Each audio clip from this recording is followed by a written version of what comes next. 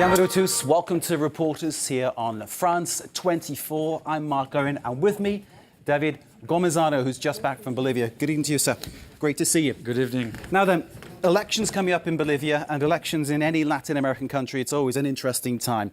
But when the president is one Evo Morales, it gets even more interesting. This is a character who's larger than life, who's done so much to change his country. Why for you was it important to go and meet this man, do this film, and give us this view of Bolivia? Well, Evo Morales has been in the panorama for quite some years in Latin America, and one can say he's one of the last heroes of the Latin American left, who has suffered a lot these past few years. But Evo Morales is still there, and he has changed his country very much. It's also quite controversial why he's running. We'll find out more about that in a moment. Let's go take a look now at the film by David Gomezano and Pascal Carcanade.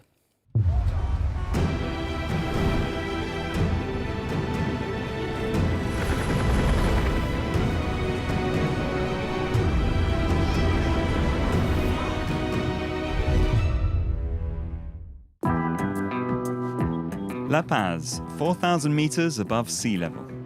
Up lies the indigenous and densely populated El Alto, down the richer majority white city, with a brand new cable car network in between. Before, the differences between neighborhoods were well marked. Now the cable car has given people living in the lower part the opportunity to work in the upper one and vice versa. It has a real social and even cultural impact. The La Paz cable car is a visible symbol of President Evo's economic miracle, a GDP multiplied by 3 and a poverty rate divided in half.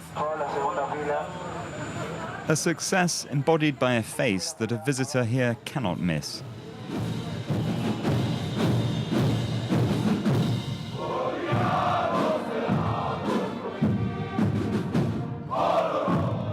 These years of economic growth have coincided with the longest presidency Bolivia has ever known.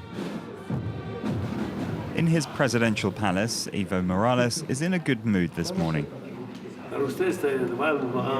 There are a few jokes with the journalists before receiving 16 new ambassadors.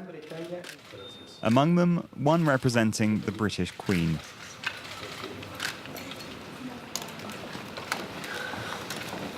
Your outfit surprised me, Mr. Ambassador. I'm Scottish. Ah, you're also indigenous. Is Bolivia's transformation only down to a matter of clothing? Evo Morales never wears a tie.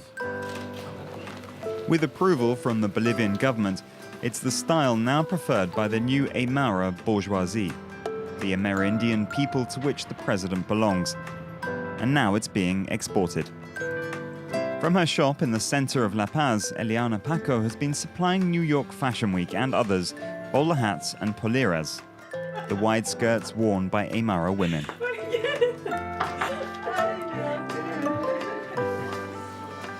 It's the victory after all these years of struggle against discrimination.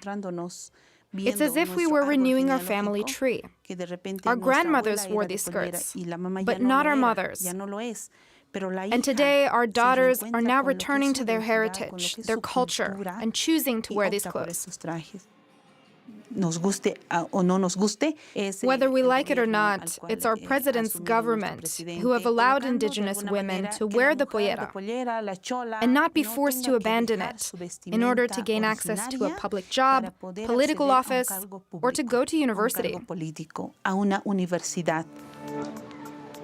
But in the El Alto Public University, this great cultural transformation is not enough to satisfy the president's electoral base.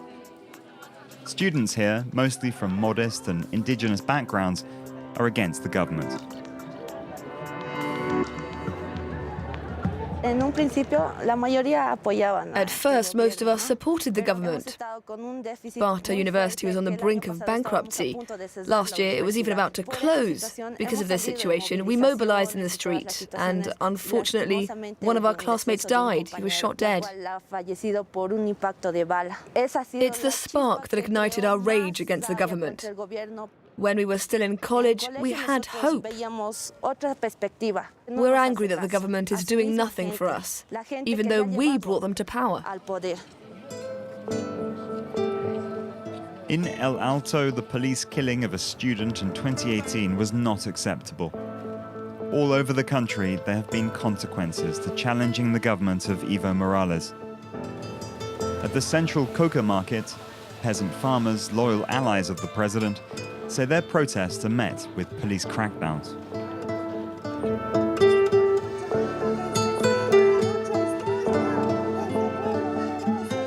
Vice President Alvaro Garcia Linera, a former Marxist guerrilla, knows that the discontent comes from these social classes favorable to the president. He says that was inevitable. We created a middle class, and it's that same middle class who turned against us. That's what happens when you raise living standards. At some point, it goes the other way and it begins to diminish. Some of the indigenous movement has now left us. We lose allies on one side, but we gain new ones on the other side. In 2005, we didn't have support from the miners' union or the industry unions. The Bolivian president's main supporters can be found in the rural areas of the Andean highlands. Voters on this Amazonian tropical plain are traditionally more hostile to him. Except here, in Chapare, where Evo Morales is still a demigod. This son of a poor farmer built his political career at the head of a coca growers' union, where he began shaping his legend.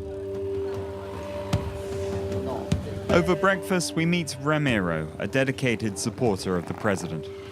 As an activist, he knows this poor region well, which enjoyed a boom due to the nationalization of the hydrocarbon industry in 2006.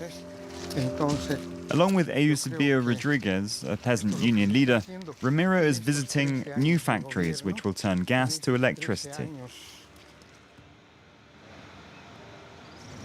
And that's the new one. Yes, that's the new one. The work is still ongoing. It hasn't even been inaugurated yet. This one was the first thermoelectric power station to be built in the region. Before, we didn't profit from them.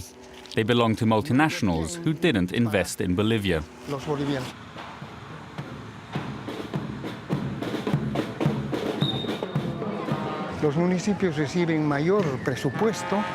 Town halls now receive better funding to build football fields, for example, for young people to play sports and stay out of trouble. President Evo Morales knows our suffering. He was born here.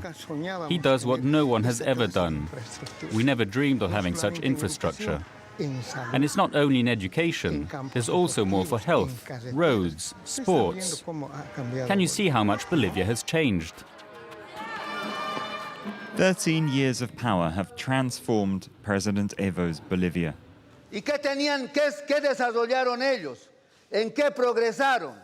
Campaigning among the children of the country to win him a fourth term, Ramiro runs an education workshop for the people.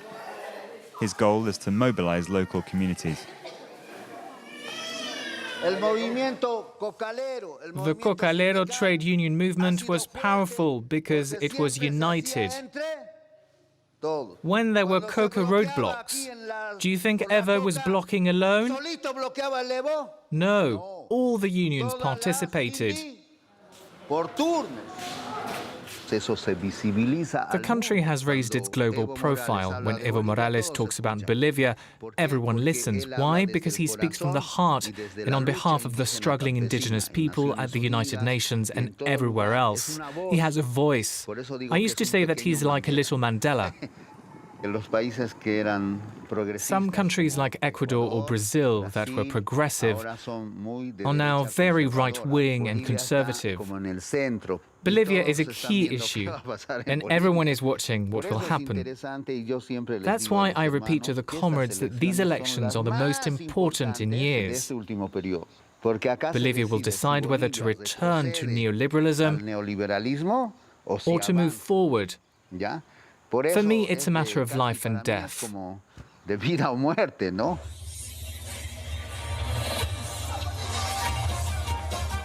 This morning, with the coming election in mind, the last hero of the Latin American left is climbing from his helicopter to inaugurate a new gas well.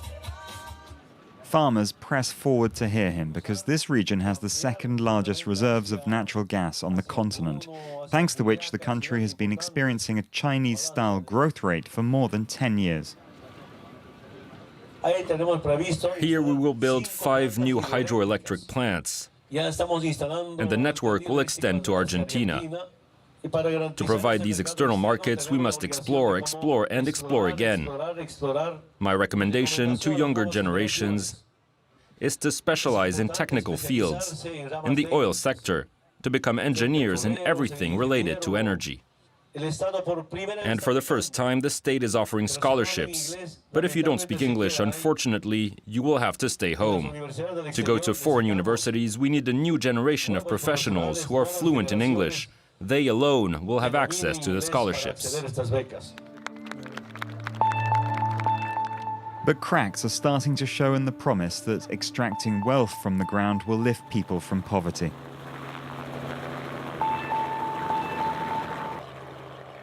In 2011, Evo Morales tried to build a road in the heart of the Tipnis, a natural reserve located in the Amazonian part of the country. Indigenous communities opposed it. The resulting repression was brutal and widely covered by the media. For Pablo Solon, it was too much. This son of a major Bolivian artist and a member of the first Evo government quit his job as Bolivia's ambassador to the United Nations. It was at the time of the Tipnis that we realized that the change process was going badly. But it started before that. We could have become an agroecological country, abandoning GMOs, agrofuels, and promoting ecological production. Yes. But following this path was much more difficult than borrowing the easy money produced by extractivism. What happened is not that Evo changed his mind.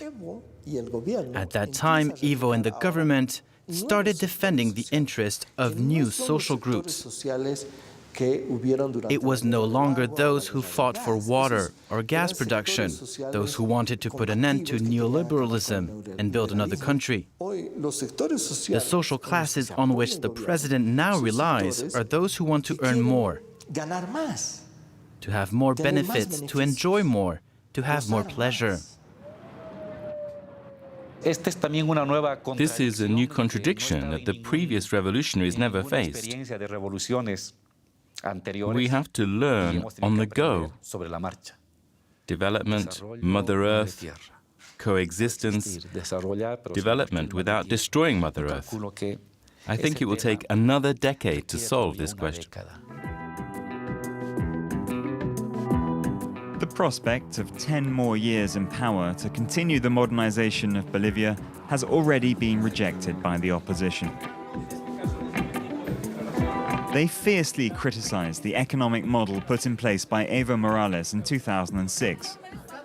But they also acknowledged that the first indigenous person in charge of the only Latin American country with an indigenous majority has already marked history.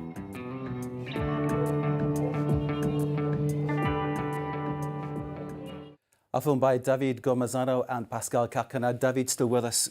Interesting stuff, and it's worth pointing out, filmed at 4,000 meters above sea level, so obviously quite a physical effort to do that, so well done.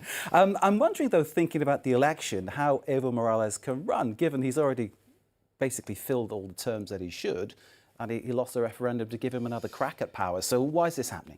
Well, this is very controversial. There was a referendum that was held in 2016, and that Evo Morales lost. He was asking the people to grant him the opportunity to seek for another term, and the people said no. And a year later, the Supreme Tribunal of Bolivia ruled that, in the name of human rights, they couldn't limit the number of terms the president could do. This decision, again, was very controversial, and there were many protests inside Bolivia, outside Bolivia. And in May this year, finally the Organization of American States said that it was all right for Evo Morales to seek another mandate. So Evo Morales, it's worth pointing out once again, an Amerindian and an indigenous person from Bolivia, and it's quite unique that he's in such a position of power, and that's clearly disturbed many people along the way. There is opposition in Bolivia. What is the opposition saying? First, the opposition is very much divided. You have people who live in the cities that are dissatisfied with Evo Morales. You have people who are close to Evo Morales who have now do not support him. They criticize his authoritarianism, his choice to exploit natural resources.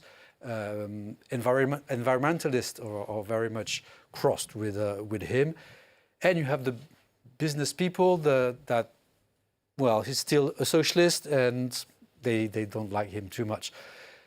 Therefore, the opposition is divided, and the main container in this election is a former president. His name is Carlos Mesa. He's a former journalist. He's an historian, and we can listen to him right now. We are talking about the first indigenous president in our history. It happened late. It should have happened much earlier. Having said that, it is unacceptable to make a personality cult out of him. Either Bolivia takes a democratic path or it chooses to continue on the authoritarian path, which, given what we've seen in South America in the past, could turn into dictatorship. If President Morales stays on, we're heading for a critical situation like in Venezuela. So, David, tell us, for you, what is the secret behind Evo Morales' continuing success? Because he's leading the polls so far. I think his success is his economics. I think the country is much better off than 30 years ago. Many people have benefited from the growth of the economy. And the other aspect, I think, is his charisma. He still is the first indigenous president of Bolivia. And when he goes to the countryside, where people are mostly indigenous, he's still received like a god almost. Indeed, and that cable car ride in La Paz looked fun indeed. Tell us about that later. David Gomezawa's film then on Evo Morales in Bolivia. The elections coming up. We'll follow that every step of the way, of course. See David's film again via our website, www.france24.com. This is Reporters on France 24. Stay with us.